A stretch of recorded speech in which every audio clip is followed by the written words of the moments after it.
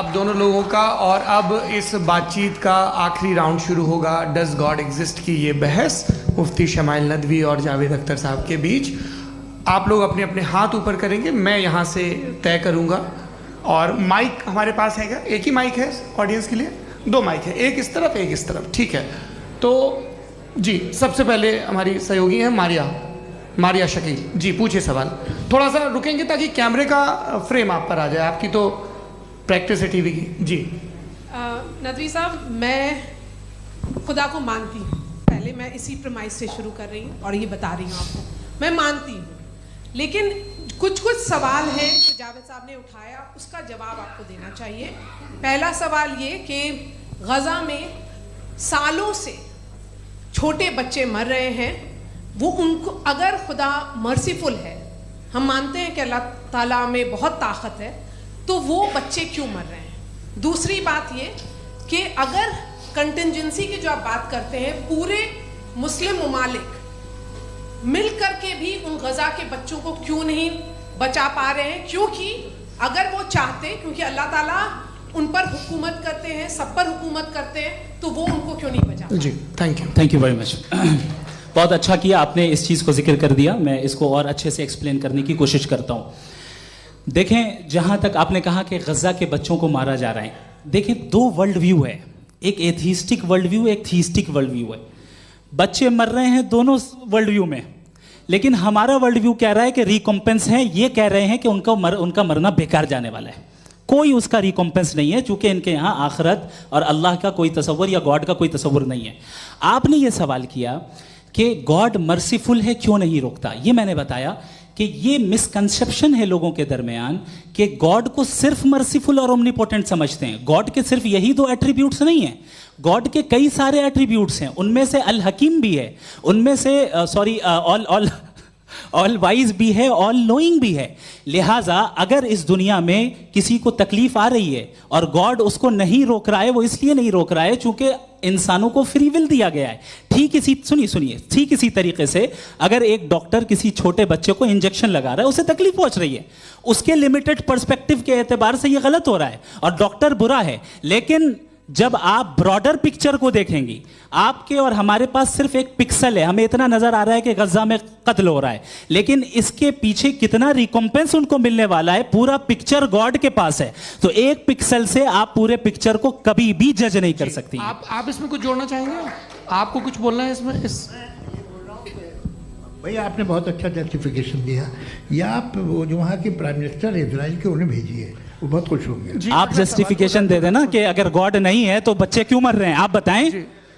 वो ये सवाल पूछ रहे हैं कि अगर आप ईश्वर का अस्तित्व नहीं मानते हैं तो उन बच्चों की मौत को आप कैसे इंटरप्रेट करते हैं?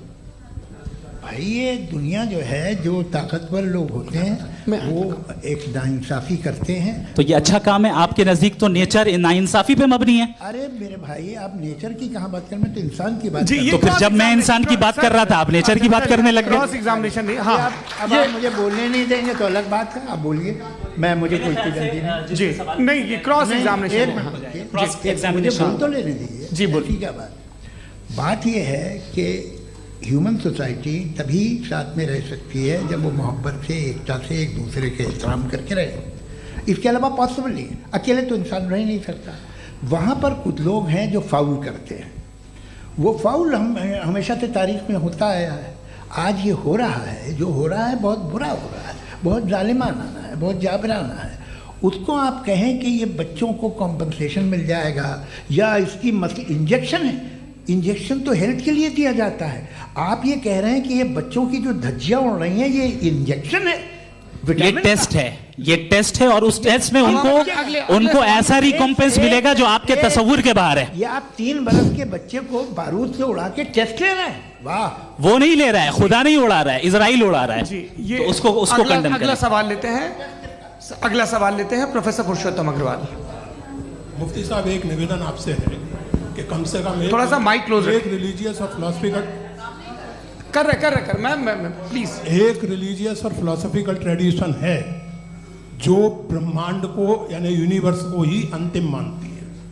सर्वम खलु इदम ब्रह्मम, this is Chhandogya Upanishad, and it completely rules out the existence और नेसेसिटी, आपके शब्दों में necessity of a creator, the creation itself is the creator. तो एक मिनट प्लीज।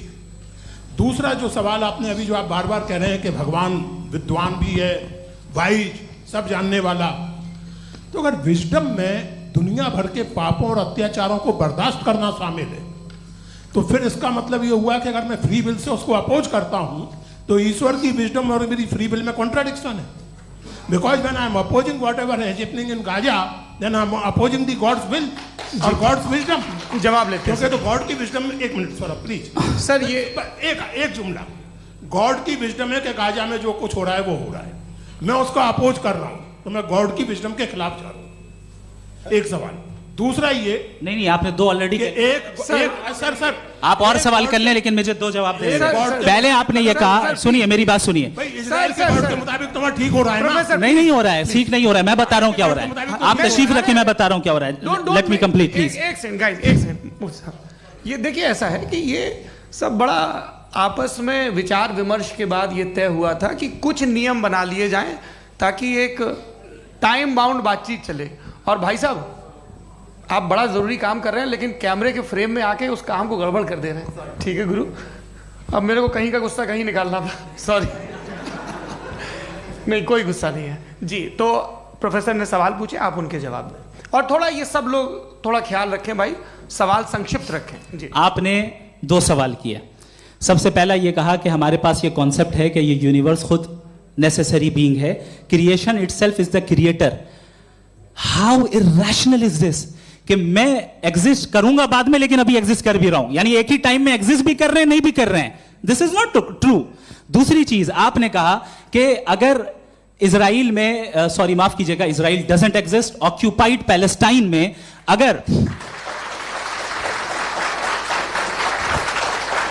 अगर ऑक्यूपाइड पैलेस्टाइन में बच्चों को मारा जा रहा है फ्री विल की वजह से और गॉड नहीं रोक रहा, ये कॉन्ट्रडिक्शन है। ये बताइए कि एक एग्जाम में एक बच्चा गलत आंसर लिख रहा है, सुनिए, एग्जामिनर चाहे तो रोक सकता है, क्यों नहीं रोक रहा है? ये कॉन्ट्रडिक्शन है, ये कॉन्ट्रडिक्शन नहीं है। माइक नहीं सर, ये आपस में जी, ये क्या आपका सवाल? माइक दीजिए। फ्री विल दिया गया है टेस्ट के लिए, अकाउंटेबिलिटी के लिए। अगर फ्री विल नहीं होता तो आप कहते हैं हमें रोबोट बना दिया गया। नॉट मिसरिप्रेजेंट माय पोजीशन, आपकी जो भी पोजीशन, मैं अपनी फ्री विल के नाते, अपने ह्यूमन विजडम के नाते गाजा में हो रही अत्याचार का विरोध करता हूं। बिल्कुल करना चाहिए। आपके हिसाब से मैं गॉड की विजडम का विरोध कर रहा हूं? बिल्कुल नहीं, जो हो रहा है गॉड, बिल्कुल भी नहीं, बिल्कुल भी नहीं। उसका वहां पर गाजा में कत्ल होना ये इंसानों के गलत इस्तेमाल का नतीजा है, फ्री विल के इस्तेमाल का नतीजा है। गॉड इसका हुक्म नहीं देता, उससे रोकता है। यही तो मसला है ना, आपके लिए कॉन्सेप्ट क्लियर नहीं नहीं भाई, आपने तो बताया था इंजेक्शन लगाने से बच्चे को तकलीफ होती है, ये इंजेक्शन लगा। सर आप ऐसे रेटोरिक स्टेटमेंट दें तब तो कोई मसला नहीं समझते रहेंगे। This is a rhetoric statement, this is not a logical argument sir. I am sorry, I am sorry. आखिरी 30 मिनट बड़े मुश्किल होने वाले हैं जी। मुफ्ती साहब आगे बैठे हैं, इनको माइक दीजिए। हाँ तरुण, माइक आप अपने पास रखिए, आपको कैमरे का फ्रेम पता है जी। सबसे पहले दोनों को मुबारकबाद। एक सर अपना आप नाम बता दें। आप अमेरिका में शिकागो में रहते हैं, इतना मुझे याद है। बताया आपको, यासिर नदीम अलवाजदी मेरा नाम है। जावेद सर, आपसे क्वेश्चन है इन्फिनिट रिग्रेस के ताल्लुक से। एक हाइपोथेटिकल सिनेरियो है, मसलन अगर आप सर माइक थोड़ा सा प्लीज क्लोज रखिए। ओके जी। अगर आप शायर इसलिए हैं कि आपके कोई उस्ताद शायर थे, और वो इसलिए शायर थे कि उनके कोई उस्ताद शायर थे, और इसी तरीके से हम माजी में पीछे चलते चलते चले जाएं और कहीं ना रुके, तो माफ कीजिएगा आप कभी शायर नहीं हो सकते। लेकिन आप शायर हैं, आपका शायर एग्जिस्ट करता है, इसका मतलब ये है कि आप कहीं ना कहीं रुके हैं। तो मेरा सवाल ये है कि क्या आप इन्फिनिट रिग्रेस ऑफ कॉजेस को लॉजिकल फैलेसी मानते हैं या नहीं मानते? हाँ या ना? मैं इन्हें लॉजिकल फैलेसी नहीं मानता हूँ, लेकिन मेरा प्रॉब्लम यह है कि जब मैं नहीं मानता हूँ तो I will continue with this logic जो फैलेसी नहीं हो। आप एक जगह रुक जाते हैं जाके, आप कहते हैं ये गेंद कैसे बनी, ये जजीरा कैसे बना, ये समंदर कैसे बना, ये ज़मीन कैसे बनी, और अचानक गॉड पे जाके आपको ब्रेक लग जाता है। एक बार आप सवाल नहीं करते कि भाई इनको बनाने वाला तो इनसे भी कॉम्प्लिकेटेड होगा, वो कैसे बना, उसके बारे में आपने इत्मीनान कर लिया, वो हमेशा से है। तो अगर आप उसे हमेशा से मानते हैं तो फिर ये मान लीजिए कि कायनात हमेशा से है, क्या तकलीफ? फिर हम वजूद में नहीं आते जी है? हम मौजूद रहे। अच्छा सर क्यों नहीं हो मैं सकता? बताऊंगा प्लीज। जैसे मैंने मिसाल दी आपके शेर की। आपका शेर कभी वजूद में ना आता अगर शायर इसी तरह चलते रहते हमेशा। जी माइक मेरे ख्याल से एक सेकंड, इन्फिनिट रिग्रेस का कॉन्सेप्ट क्लियर नहीं हो जी। पाया, ऐसे रहने दें, लेट्स मूव ऑन सर। ठीक है। हाँ, थोड़ा सा मॉडरेटर का भी ख्याल रखें। नहीं आपने तो रखा है, आपने रखा है। यहाँ पे गौहर रजा साहब हैं, वो भी एक सवाल पूछना चाहते हैं। माइक यार नीचे से ऑन कर दिए नीचे।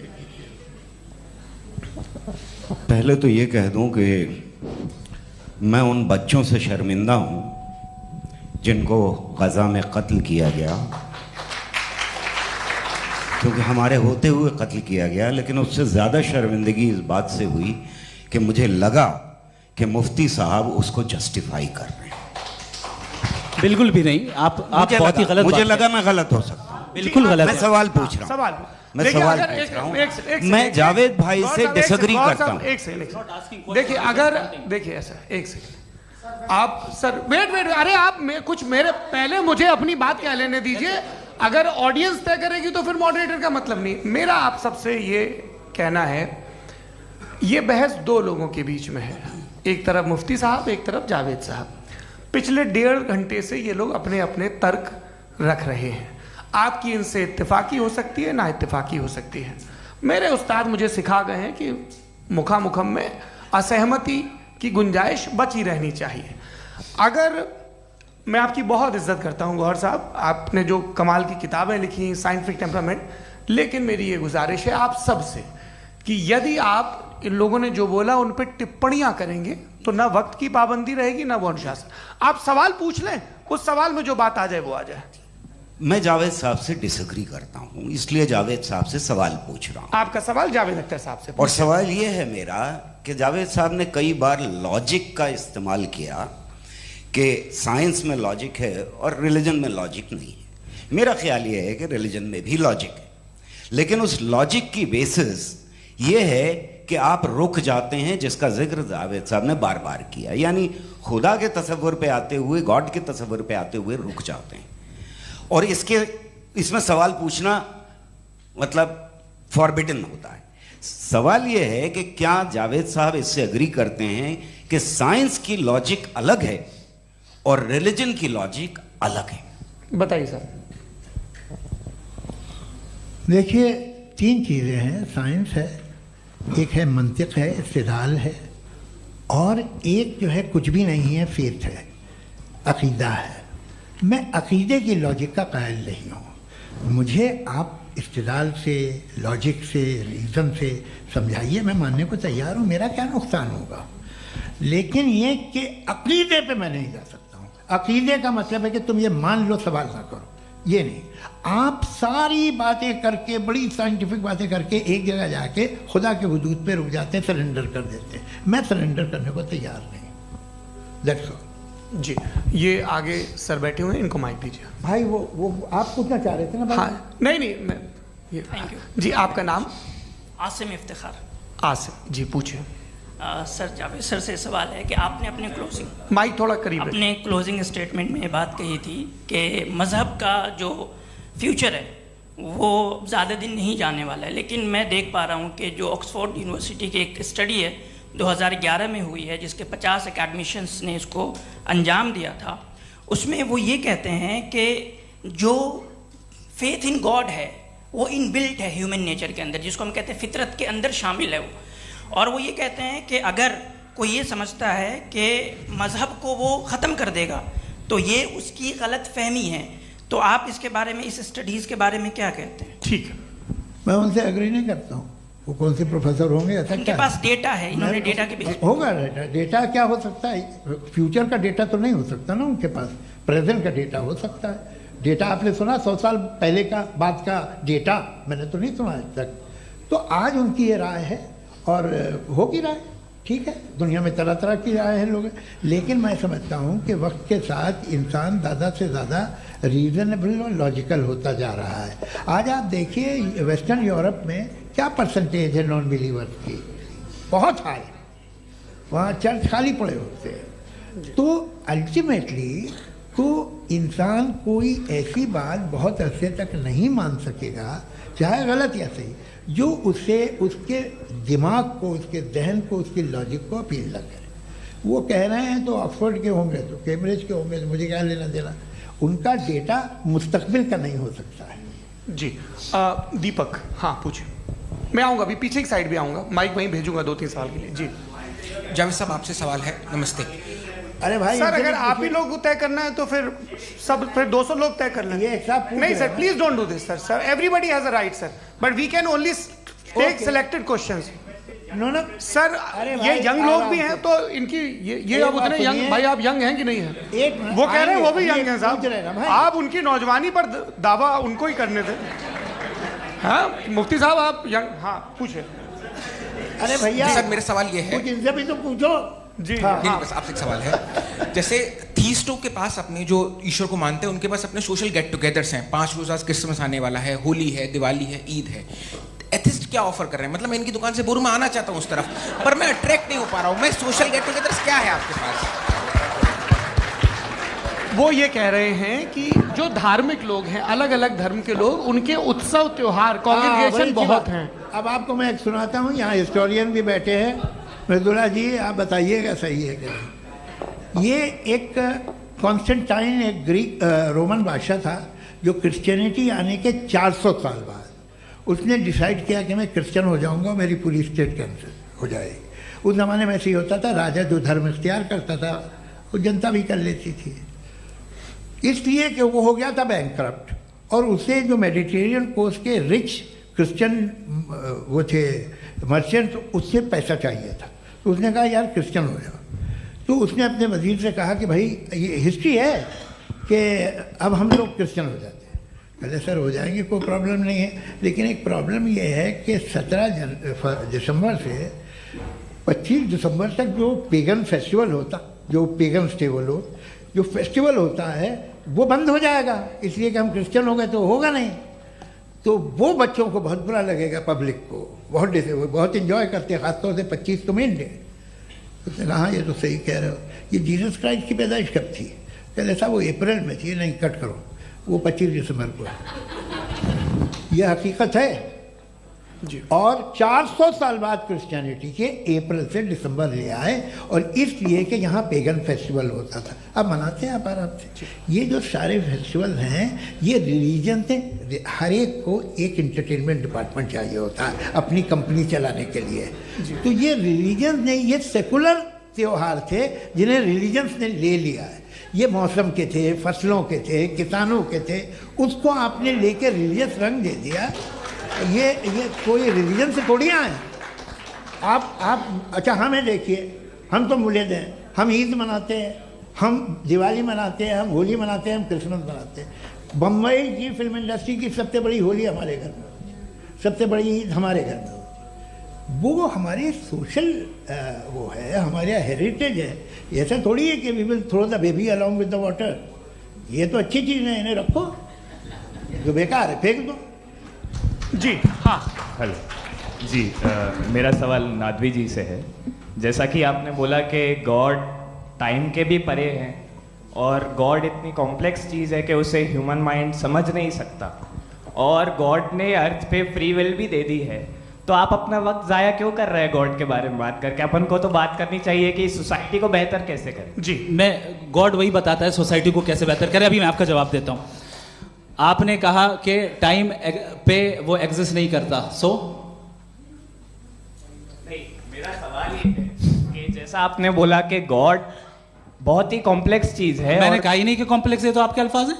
कॉम्प्लेक्स का लफ्ज गॉड के लिए सुइटेबल नहीं है। क्यों? क्योंकि कॉम्प्लेक्स वो चीजें होती हैं जो ऑब्जेक्ट हो। God is not an object जिसको आप इंस्ट्रूमेंट के जरिए लेबोरेटरी में जाके टेस्ट करें, oh it's very complex. No, वो कोई कार का इंजन नहीं है। वो फिलोसॉफिकली नेसेसरी बीइंग ऐसी बीइंग है जो सिंपल बीइंग है। हाँ, आप उसको मुकम्मल तौर पे उसकी तमाम हिकमतों को जान ले और हर चीज को जान ले, ये पॉसिबल नहीं है, क्योंकि वो ऑल वाइज है, आप ऑल वाइज नहीं है, और वो खुदा है, वो आपको सारी चीजें बता दे, ये जरूरी नहीं। मेरा सवाल ये नहीं था, मेरा सवाल ये था कि जब गॉड इतना परे है इस दुनिया से कि उसने अर्थ पे फ्री विल भी दी है, हम सब ह्यूमंस की फ्री विल है, और जो सोसाइटी में हो रहा है वो अपन लोग डिसाइड करेंगे, तो अपन लोग डिसाइड नहीं करेंगे ना, अपन लोग डिसाइड नहीं करेंगे। गॉड जो है, गॉड ने वो उसकी जात, उसकी एग्जिस्टेंस टाइम एंड स्पेस से परे है, लेकिन वो हमारा टेस्ट ले रहा है और उसी गॉड ने हमें बताया कि तुम्हें क्या करना है क्या नहीं करना है, तो जाहिर है उस गॉड की बात सुनेंगे ना हम। जी, वो पीछे एक चश्मा लगाया जो मैम खड़ी हैं, उनको दीजिए। हाँ आप जी जी बिल्कुल आएंगे। देखिए मैं कोशिश कर रहा हूँ सब तरफ जाने की। हाँ उनको दीजिए माइक जी। हेलो सर, मैं ओमनी प्रेजेंट नहीं हूँ, टाइम पाबंद हूँ और जहाँ तक कोशिश कर सकता हूँ करूँगा। जी अपना नाम बताइए। मेरा नाम उर्सुला है, मैं दिल्ली यूनिवर्सिटी की एक स्टूडेंट हूँ और मैं स्टूडेंट फेडरेशन ऑफ इंडिया से हूँ। मेरा सवाल मुफ्ती जी से है कि इस हॉल के इस कमरे में बैठ के हम लोग रेप की मोरालिटी के बारे में फिलोसफिकली बात तो कर सकते हैं, बट असलियत ये है कि रोज़मर्रा की ज़िंदगी में औरतें रेप के थ्रू गुजरती हैं और हम लोग सिर्फ नंबर्स पे इस तरह नहीं देख सकते, क्योंकि कितनी औरतें हैं इन कंट्रीज़ में जहाँ पे आप बता रहे हैं कि केसेस कम हैं, जिनका एक्सेस है कि वो जाके केस फाइल कर सकें।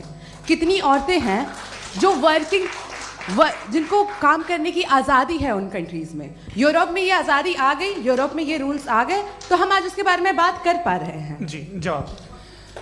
आपने ये कहा कि कमरे में बंद होकर हम लोग इस पर फिलोसफिकली बात कर सकते हैं, लेकिन हकीकत में क्या हो रहा है, वो ग्राउंड लेवल पे क्या हो रहा है जो बहुत गलत हो रहा है, और वो सफ़र कर रही हैं। आई एग्री, बहुत गलत हो रहा है, और जो गलत हो रहा है उसको हमें रोकना है। और क्यों रोकना है, वो गलत क्यों है, हमारे पास इसका ऑब्जेक्टिव फाउंडेशन है, इनके पास उसका ऑब्जेक्टिव फाउंडेशन नहीं है। मैं ये कहना चाह रहा हूँ कि जहाँ पे भी जुल्म हो रहा है, जहाँ पे भी औरत पे जुल्म हो रहा है, या उसकी इज्जत लूटी जा रही है, या उसे तकलीफ पहुँचाई जा रही है, और सिर्फ औरत नहीं, किसी इंसान के ऊपर भी जुल्म हो रहा है, तो उसके खिलाफ खड़ा होना, ये मॉरलिटी हमारे पास गॉड के पास से आई है। वरना जावेद साहब तो कह रहे हैं कि जो है मेजॉरिटी डिसाइड करेगी, तो मेजॉरिटी तो कभी भी बदल सकती है।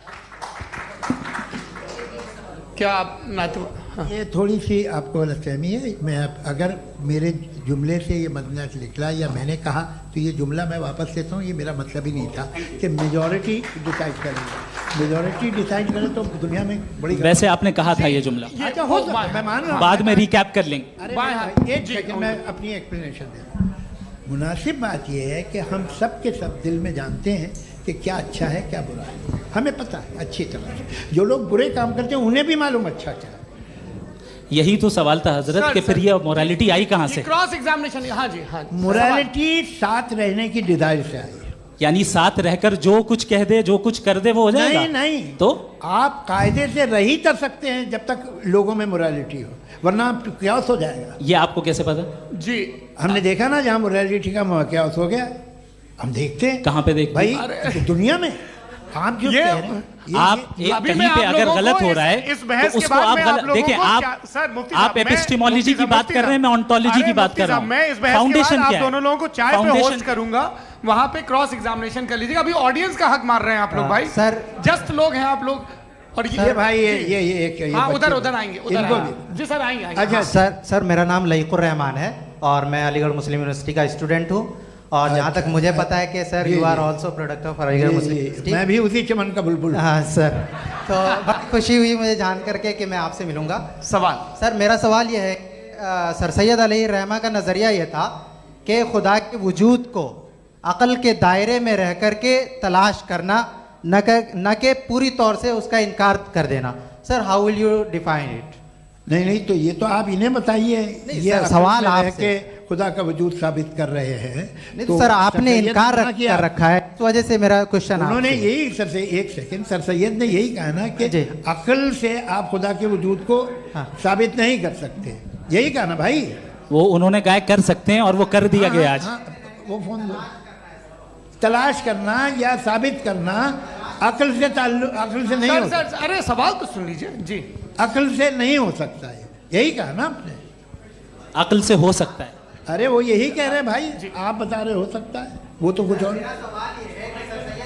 आप अगर सर देखो नौजवान फोन ले लो, वो इतनी कमाल की यूनिवर्सिटी है। अरे भाई दे दो जरा, एक मिनट दे दो भाई, मेरी बात सुनो। माइक पे बोलो ताकि जो लाखों लोग देख रहे हैं। माइक दे दो ना। अरे देंगे ना माइक, तुम ठहरो तो। हाँ सर, मेरा सवाल ये था कि सर सैयद अलैहिर्रहमा का एक नज़रिया था अपना कि खुदा का जो वजूद है उसको अकल के दायरे में रह करके तलाश करना है, न कि पूरे तौर से इनकार कर देना है। ये उनका कॉन्सेप्ट था। लेकिन मेरा सवाल ये है कि आप इसको कैसे डिफाइन करते हैं, एक्सप्लेन कैसे करेंगे, मैं आपसे जानना चाहता हूँ, क्योंकि you are the product of Aligarh Muslim University. मुझे अकल के दायरे में रख के मैंने बहुत तलाश की, मुझे मिला नहीं। हाँ, ये इधर वो चश्मा लगाए जो, हाँ उनको दे दीजिए। जी जी फटाफट पूछिए, बस 5 मिनट है, 5 मिनट में खत्म हो रहा है। हाँ अस्सलाम वालेकुम मुफ्ती साहब। एंड मेरा सवाल जावेद अख्तर साहब से। क्या नाम है आपका? अरे भैया सब मुझे तो पूछ रहे हो। फैज पूछिए फैज साहब। तो मेरा सवाल ये है कि अभी जो एथियस्ट है वो problem of evil argument use कर रहे हैं अगेंस्ट मुस्लिम्स, राइट? कि इस दुनिया में इतना सारा इविल है और अगेंस्ट मुस्लिम तो यहाँ अगेंस्ट थियस्ट। हाँ थोड़ा सा करेक्ट कर लीजिए भाई, पूरी मशक्कत ही इसी बात की थी कि किसी एक मजहब पे बात न टिके। जी, तो बेसिकली ये आर्ग्यूमेंट ऐसा है कि इस दुनिया में इतना ज़्यादा ईवल एग्जिस्ट करता है और अगर एक ऑल गुड गॉड है तो वो रोकता क्यों नहीं है? लेकिन इस सवाल में एक हिडन अजम्पशन ये है कि इस दुनिया में ईवल एग्जिस्ट करता है। अब एथियस्ट ये कैसे ऑन्टोलॉजिकली प्रूव कर सकते हैं कि इस दुनिया में ईवल एग्जिस्ट करता है? मैं आपको बताता हूँ, थोड़ा सा समझा। नहीं सर हम लोग इनको सुनने आए। नहीं please don't do that. I want to explain ontologically. नहीं हम समझ गए सर, इनको अब जवाब देने दीजिए। अच्छा सवाल पूछ लो। मैं अभी तक क्या था वो मैं थोड़ा सा ऐड ऑन कर लेता हूँ। तुम गुरु, तो हम जब इसका राउंड 13 करेंगे ना तब तुमको स्टेज पे बिठाएंगे। जी तो हाँ जल्दी से। तो देखिए एथियज्म के हिसाब से सब कुछ रैंडमली बन गया है, सब कुछ एटम्स और मॉलिक्यूल्स है। एक पत्थर में और मुझ में सिर्फ इतना फर्क है कि हम लोग एटम्स और मॉलिक्यूल्स का अलग अलग रीअरेंजमेंट है। अब एक पत्थर को कोई इंसान तलवार से 2 टुकड़ों में काट दे या मुझे, according to atheism it is same. There is no evil and good according to atheism. जी अच्छा, फैज साहब का सवाल ये है कि हाँ कोशिश भी करते तो इससे गलत सवाल नहीं कर पाते। एक लाइफ फॉर्म है और लाइफ फॉर्म में फीलिंग्स हैं, मतलब लाइफ फॉर्म सुनता है, देखता है, टेस्ट कर सकता है, फील कर सकता है। तो उसकी जो क्वालिटी इस बबल में आ गई हैं वो जानवर में भी है, इंसान में भी है। तो जाहिर है कि उसे कोई तकलीफ पहुंचेगी, तो चूंकि उसके पास वो सेंसिटिविटी है तो मैं करेगा। पत्थर में वो सेंसिटिविटी नहीं है। तो ये क्या सवाल हुआ कि अगर पत्थर को काटा तो पत्थर को तकलीफ नहीं होती, तो आपको काटे तो आपको क्यों तकलीफ हो? बैठ जाइए। जी हाँ अगला सवाल। हाँ पूछे जी जावेद अख्तर साहब। अरे भैया सब आप लोग मुफ्ती साहब को छोड़ रहे हैं, मेरे ही पीछे पड़े हैं क्या? चलो बोलो भाई। You asked how God can exist when children die in Gaza. Huh? You asked how God can exist when children die in Gaza, and you also mentioned the rise of atheism in Europe. But the same events also are leading many atheists and non-believers to turn towards faith. How do you interpret this contradiction, where suffering pushes some away from God, yet brings others closer to belief? आपको एक बात बताऊं, दुनिया perfect तो कहीं भी नहीं है, हर जगह कुछ खामियां हैं। बेटा एक मिनट, मैं आप ही को कहेंगे, देखो वो तो कुछ खामियां, कमज़ोरियां, खराबियां सब जगह है।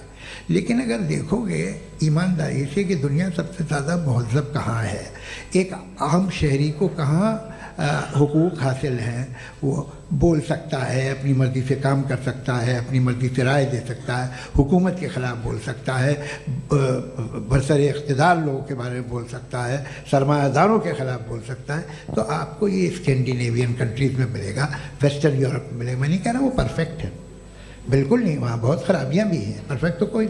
लेकिन जिन जिन मुल्कों में, लैटिन अमेरिका देखो, गल्फ़ देखो, वहाँ पर आपको ये ज़रूर है कि रेप नहीं होते होंगे। रेप की ज़रूरत क्या है भाई? उसको तो ख़रीद लो, घर में रखो, सड़क पर रेप करने की क्या ज़रूरत है? मगर सुनिए, मगर हकीकत ये है कि वहाँ शख्सी आज़ादी राय देने की, बोलने की नहीं है। जी ये एक आखिरी सवाल मुफ्ती साहब से। हाँ मैम, इनको माइक दीजिए। शुक्रिया। मेरा नाम मनीषा है, मैं हरियाणा से आई हूँ। मैं मुफ्ती साहब से एक बात पूछना चाहती हूँ। आप बार बार जावेद साहब को कॉन्ट्राडिक्ट तो कर रहे हैं कि आपने ये कहा, लेकिन आप भी अजम्पशंस के बेसिस पे बात कर रहे हैं। आपने खुदा के होने का कौन सा प्रूफ पेश किया है, खुदा की एग्जिस्टेंस का? अब इस सवाल को अलग रहने दीजिए, कौन एथीस्ट है कौन नहीं है। और दूसरी बात जो आपने एक छोटी सी कही थी कि ये फ्री विल का इस्तेमाल करता है इंसान अपनी, लेकिन उस फ्री विल का इस्तेमाल में मतलब खुदा ने ये दे दी सबको ये इजाजत कि वो कितना घिनौनापन और कितने ज्यादा खराब से खराब तरीके इस्तेमाल कर सकते हैं। जब लोगों आप को। सुनते जी आप फ्री विल को मानती है ना, या अब कहती है कि फ्री विल नहीं है ना, मानती है ना? तो अब आपके पास इसका कोई एक्सप्लेनेशन नहीं है कि अगर एक इंसान उस फ्री विल का इस्तेमाल करके गलत काम कर रहा है और बच के अच्छी जिंदगी गुजार के निकल जा रहा है, उसका कोई रिकम्पेंस नहीं है।